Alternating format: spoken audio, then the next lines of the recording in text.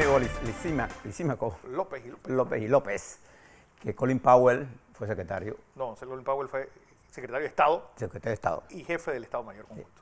Pero el punto no es ese, maestro, es el tiempo entre que él deje de ser miembro activo del ejército, de cualquiera de las ramas de las Fuerzas Armadas de los Estados Unidos, y convertirse en secretario de Defensa. O secretario. ¿Por qué? Porque la ley lo establece así. El general Mattis fue secretario de Defensa, pero le tuvieron que dar una dispensa, lo que en inglés se conoce como un waiver. Bueno, el general Lloyd Austin, para poder ser nominado, para poder ejercer el cargo de secretario de Defensa, porque él se retiró en el 17, si mal no recuerdo, necesitaría el tiempo y necesitaría una dispensa. Esa dispensa la da el Congreso. Es que acuérdate que es algo que Estados Unidos tiene desde su ADN. Washington renuncia a ser general del ejército y presidente. Exactamente, querían que los militares fuera del ejecutivo. Sí, no es que ellos no quieren a los militares, en los Estados Unidos adoran a los militares, porque no están bien. Algunas cosas que tenemos que hablarle, vamos a conversar rápidamente y con los números en la mano de lo que pasa en el COVID-19. A ver, si nos ayuda Noemí con la primera lámina, ahí está. Ayer nos informó el Ministerio de Salud, creo que deben colocar a una hora fija sus números, porque quienes trabajamos en estos y tenemos que madrugar, necesitamos los números a la hora. Si es a las 6, es a las 6, punto. Entonces uno tiene que acostumbrar a la audiencia a respetarla en el tiempo. 177.719 casos positivos. Se reportaron ayer 1.812 casos positivos de un total de 9.498 pruebas que se realizaron para tener un índice de positividad, Fernando, de 19,1%. Si usted ve la gráfica polinómica de tercer grado, allí nos está indicando con claridad que de acuerdo a las cifras que tenemos y particularmente lo que está ocurriendo en las últimas 15 días, hemos comenzado a subir en forma rápida. Fíjese que el R cuadrado, que mide la precisión estadística de si mi tendencia en los datos están correctas, cuando una es perfecta, es de 0.83, que quiere decir que yo puedo decir con un determinado nivel de certeza estadística que vamos a seguir en el alza. Claro. De mantenerse las situaciones como están. Siempre hay que decir porque esta gráfica, hasta donde está, mide lo que está pasando. Nosotros tenemos gráficas de proyección. Por ejemplo, nuestra proyección polinómica de esta indicarían que ayer debieron haberse 171 casos, 171.809 y hubo 177.000, lo que está implicando que la realidad está superando la proyección polinómica y que pasaríamos a otro escalón más peligroso que sería la proyección de carácter exponencial. El índice, la tasa de letalidad, es de 1.80 a nivel nacional. Recuerde que esta tasa se saca dividiendo el número de personas fallecidas entre el número de pruebas realizadas. Un denominador que varía y una tasa que no es una ilusión epidemiológica, es un elemento de medición epidemiológica. Eso es lo que es. Fíjese que cuando hablamos de la gente de mayor de 60 años, la tasa de letalidad es de 10,02%, casi 5 veces y un poquito más lo que estamos diciendo. Fíjate ahora la siguiente lámina. Ahí está. Esa es la presión que ejerce el incremento ahora sobre el sistema hospitalario. Recuerde que hace un par de semanas nuestra curva polinómica marcaba hacia la baja. Fíjese que nuestra curva polinómica ahora nos está indicando que con estos altos niveles de positividad, y mire los números que les doy, hospitalizados en sala tenemos 1.158 y hospitalizados en cuidados intensivos tenemos 161. Y ahí está la expresión. Fíjese la brecha que se está abriendo, lo que está indicando cada vez más presión sobre nuestro sistema hospitalario nacional, entendiendo el sistema hospitalario nacional, el hospitalario público y privado.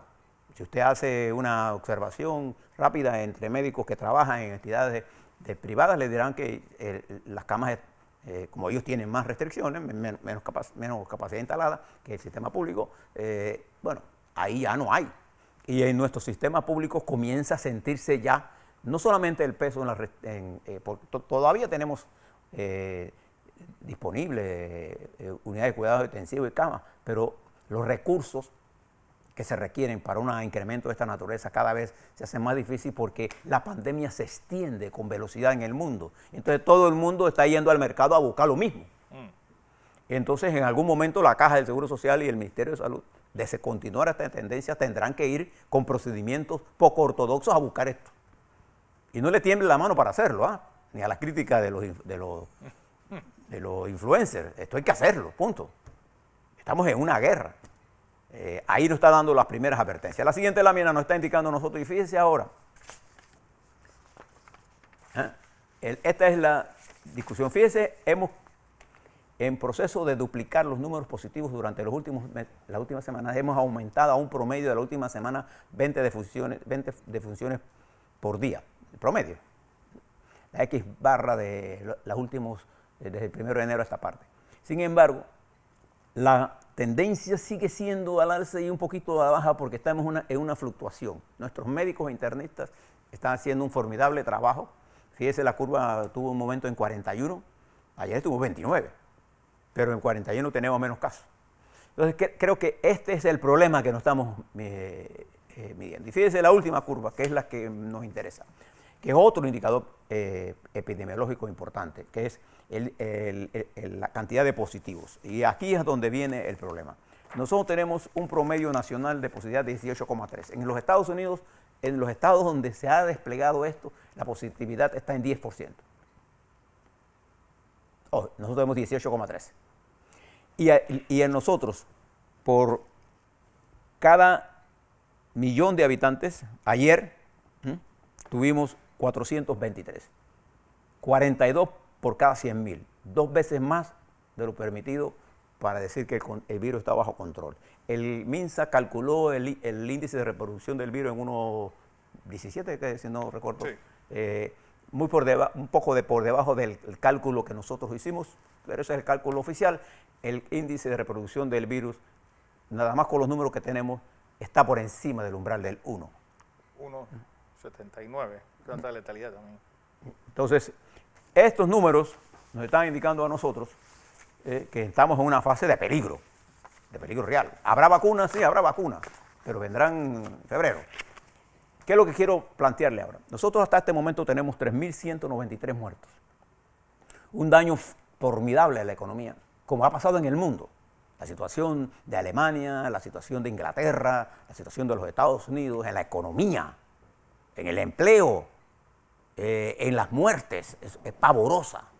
Lo que está pasando en Panamá, en términos comparativos, es pavoroso también. Entonces no miremos las cifras fríamente. Bueno, ya es la primera causa de muerte de mayores de 60 años. Y esto hay que tenerlo con mucho cuidado porque no tenemos cifras comparadas con el 19. El año 19 no tenemos las cifras. Lo que quiero plantearle a ustedes es que no perdamos el factor humano de esta crisis. Porque esta crisis no solamente está expuesta en el sector salud, en el sector económico, ella afecta en una de las cosas más importantes para la gente, el empleo. Hemos afectado el empleo de una forma importante. Esto no es un caso de Panamá, esto es un caso del mundo. Observe, mire qué países del mundo están bien. El único país que muestra un crecimiento positivo ahora mismo en este momento es China. Es la República Popular China. Y ya ve usted, mire con esos números ahora. Se los pongo ahí para que usted los mire nada. Pero el resto del mundo se ve afectado enormemente por la afectación que tiene en los niveles de pobreza, en el desempleo, en la caída vertiginosa del Producto Interno Bruto. Entonces aquí hay un factor humano. Yo recuerdo en la guerra del Salvador, Fernando, cuando los salvadoreños se acostumbraron. Recuerdo un día que salía de la embajada panameña del Salvador hacia una reunión en la búsqueda de una solución política. Recuerdo que en una calle habían 12 personas de una acera y 12 personas otras decapitadas. Con la cabeza cortada. El libro de Zoilo. Y los miembros, una advertencia exactamente sobre eso. Los miembros genitales de los hombres metidos en la boca. Eso era una cosa horrenda. Y la gente se acostumbró a eso. Y ahí hubo miles de muertos más. Entonces, cuando uno se acostumbra a coexistir sin medir el factor humano, que tanto señalaba el escritor británico en su libro El factor humano, Graham Greene, perdemos la perspectiva. Si le dejo todos estos números, estamos en una situación preocupante. Ahora, quiero hablarle sobre otro tema. Fernando, y tengo aquí conmigo una comunicación que mandó a mi chat Héctor Alemán. Voy a leérsela por la objetividad de este programa. Este es un chat de Héctor Alemán. Dice así: mi respuesta a David Melo, joven de nuestras filas que muestra sinceras preocupaciones. O sea, habla sobre el caso de eso, la visita de ellos a Venezuela. ¿Que usen fotos con Maduro para atacarnos políticamente? Se pregunta él. Podrán encontrar, dice Héctor Alemán, la foto de Maduro reunida con todas y cada una de las delegaciones si buscan. Pero esa no es la intención. Se prefiere extraer lo que conviene para hacer daño.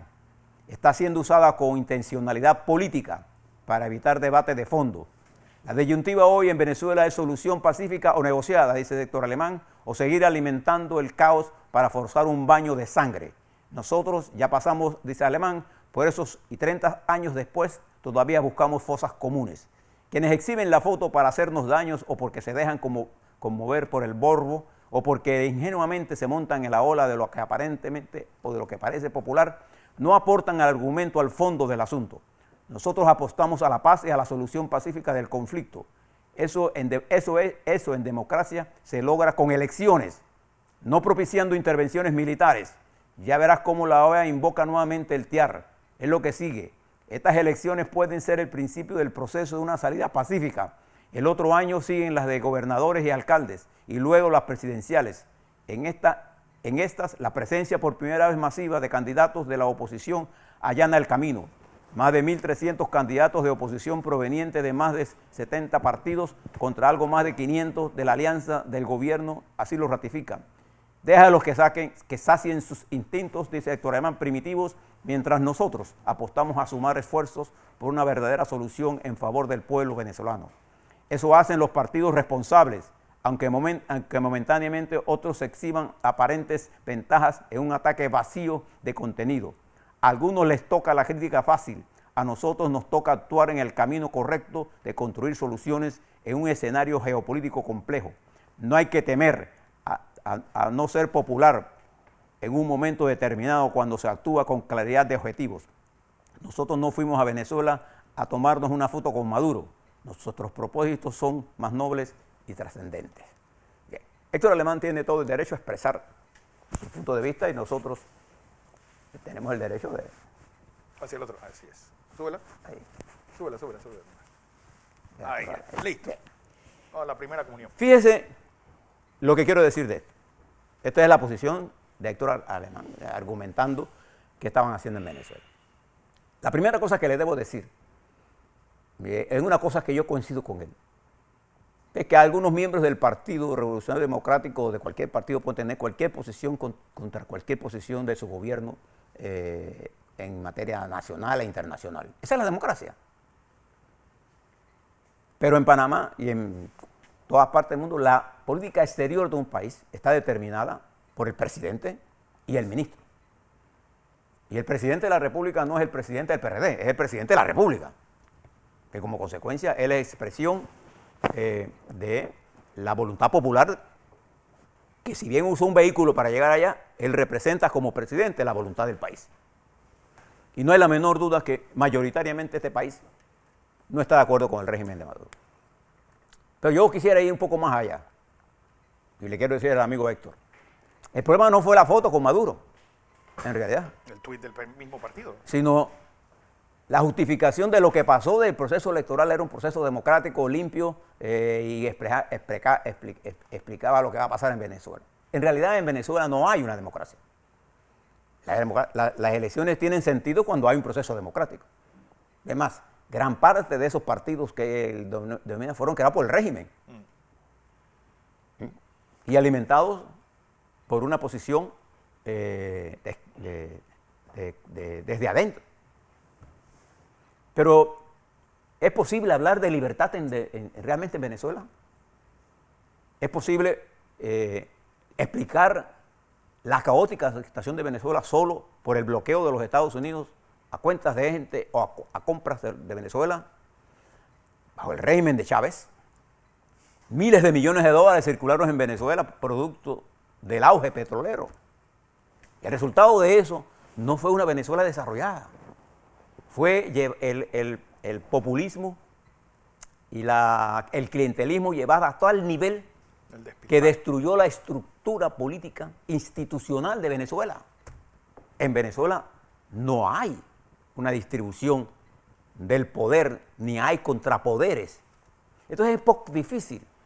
Yo me opongo a cualquier intervención militar en Venezuela. Sí, pero tampoco creo que Maduro es la solución. Entonces, yo lo que quiero decirle a Héctor, que ahora la lectura política que hacen sus adversarios es una lectura correcta. Hay una discrepancia entre lo que un sector del CEN, del PRD, hizo en Venezuela con la posición del presidente. Eso es obvio. Entonces, es la responsabilidad de la dirección de su partido a utilizar una posición más neutra. Porque además de eso, la política exterior de un país está dictaminada por los intereses de esa nación. Los intereses de la nación panameña, si usted es PRD, si es panameñista, si es Cambio Democrático, si es del partido de Ricardo Martinelli, si es liberal, si es comunista, lo que usted quiera hacer, y si eso sea civil, si es móvil, lo que sea, está determinado por los intereses de la nación panameña. Y los intereses de la nación panameña están determinados por el nivel de neutralidad positiva que nosotros tengamos con respecto a la existencia de un proceso democrático en el país. Le doy un ejemplo que Héctor Alemán conoce perfectamente bien. ¿Por qué el general Omar Torrijos y su equipo político que me tocó trabajar junto a gente importante como Marcel Salamín, Camargo, etcétera, destinó un esfuerzo y su Estado Mayor a contener la guerra en El Salvador, buscando una solución negociada sin ser parte de nosotros del conflicto? Sin ninguna de las partes, con la iglesia, con los militares, con los sectores empresariales, con los sectores de izquierda, con los sectores armados, con el presidente de los Estados Unidos. ¿Por qué buscamos esa solución? Para proteger el Panal. No era el interés de nosotros tener, como tiene Cuba, por ejemplo, el interés político-militar de intervenir en los estados. No, nosotros no tenemos ningún interés en Costa Rica, ni en Venezuela, ni en El Salvador, ni en Guatemala. Nuestro interés es que la guerra no llegara a nosotros y perdiéramos el avance del canal. Y eso fue una política exterior diseñada por General Torrijos, que mantuvo incluso Noriega y los militares posteriormente, y eso impidió que la guerra llegara ante nosotros, aparte del poder disuasivo de tener nosotros aquí en la presencia del cuarto comando estratégico de los Estados Unidos todavía hasta el 31 de diciembre del 99. Entonces una cosa es eso, pero yo le recuerdo a Héctor, se lo recuerdo con todo respeto, nosotros le debemos a la patria de Carlos Andrés Pérez, le debemos demasiado en el rescate de nuestra soberanía. Carlos Andrés Pérez, como presidente de Venezuela, se la jugó toda por nosotros. Sí, toda. Él, incluso en medio de ha muerto Omar, hizo los esfuerzos para que Noriega se fuera a España, hablando con Felipe González. Nosotros le debemos a Copey, en su dirigencia política, expresada en el presidente Herrera Campins, por lo menos para recordarle a alguno, porque cuando Omar iba a salir antes que tuviera el accidente, uno de los últimos presidentes que él iba a ver, Héctor, era Herrera Campins, que se había portado con nosotros respetuosos de impulsar el tratado, porque había voces en contra de los tratados.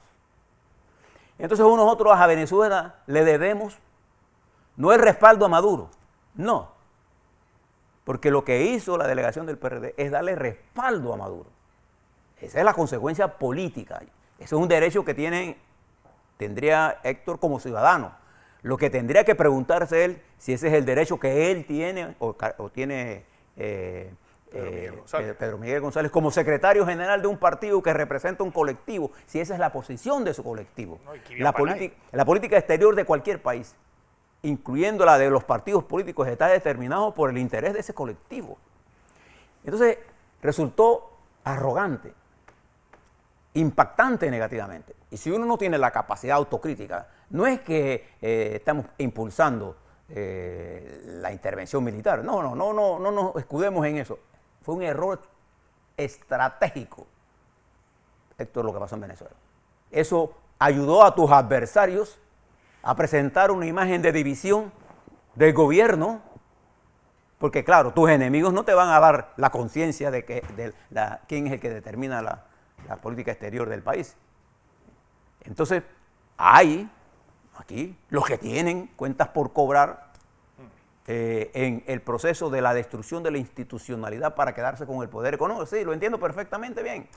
Sí. Pero eso se resuelve actuando con prudencia, con inteligencia y poniendo el interés nacional. A ver, preguntémosle a la nación panameña. ¿Está en el interés de la nación panameña el respaldo al gobierno desastroso de Nicolás Maduro? No está en el interés nacional. Simple la respuesta. Además que quiero explicarle con esto, es que tener discrepancias, porque aquí hay gente que sí, yo concuerdo con Héctor Alemán, que tener discrepancias para ellos es que ellos tienen la razón. Yo les estoy dando mis argumentos por los que creo que no fue correcto el viaje.